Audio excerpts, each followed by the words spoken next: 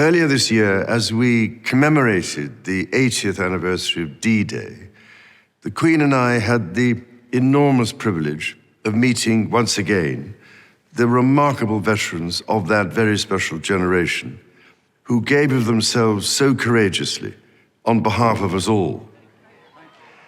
Listening to these once young servicemen and women touched us deeply as they spoke of their comrades drawn from across the Commonwealth, who never returned and who now rest peacefully where they made the ultimate sacrifice. Their example of service and selflessness continues to inspire across the generations. During previous commemorations, we were able to console ourselves with the thought that these tragic events seldom happen in the modern era. But on this Christmas Day, we cannot help but think of those for whom the devastating effects of conflict in the Middle East, in Central Europe, in Africa, and elsewhere pose a daily threat to so many people's lives and livelihoods. We also think of the humanitarian organizations working tirelessly to bring vital relief. After all, the Gospels speak so vividly of conflict and teach the values with which we can overcome it. The example that Jesus gave us is timeless and universal. It is to enter the world of those who suffer, to make a difference to their lives, and so bring hope where there is despair. As the famous Christmas carol, Once in Royal David City, reminds us, our Savior Holy came down to earth from heaven, lived among the poor and mean and lowly, and transformed the lives of those he met through God's redeeming love.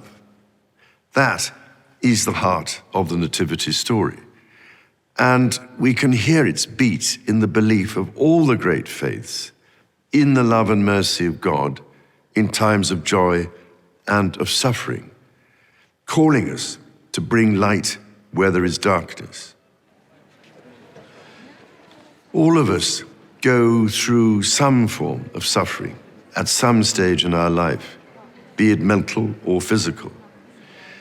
The degree to which we help one another and draw support from each other, be we people of faith or of none, is a measure of our civilization as nations. This is what continually impresses me as my family and I meet with and listen to those who dedicate their lives to helping others. I am speaking to you today from the chapel of the former Middlesex Hospital in London, now itself a vibrant community space, and thinking especially of the many thousands of professionals and volunteers here in the United Kingdom and across the Commonwealth who, with their skills and out of the goodness of their heart, care for others, often at some cost to themselves. From a personal point of view, I offer special heartfelt thanks to the selfless doctors and nurses who this year have supported me and other members of my family through the uncertainties and anxieties of illness, and have helped provide the strength, care, and comfort we have needed. I'm deeply grateful too to all those who have offered us their own kind words of sympathy and encouragement. On our recent visit to the South Pacific to attend the Commonwealth Summit, I was reminded constantly of the strength which institutions as well as individuals can draw from one another, and of how diversity of culture, ethnicity, and faith provides strength, not weakness. Across the Commonwealth, we are held together by a willingness to listen to each other, to learn from one another, and to find just how much we have in common.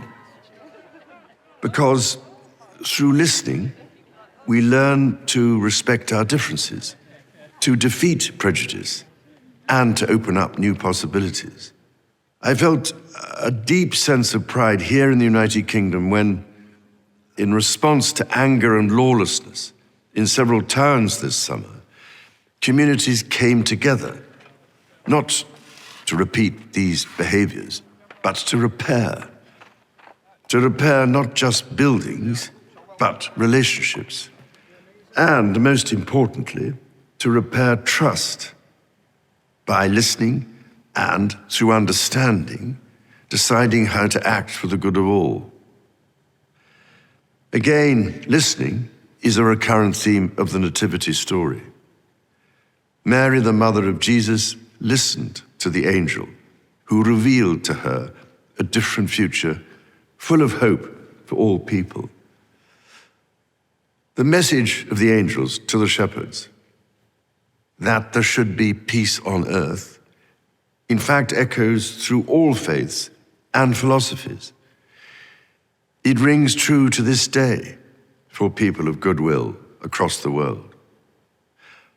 And so it is with this in mind that I wish you and all those you love a most joyful and peaceful Christmas.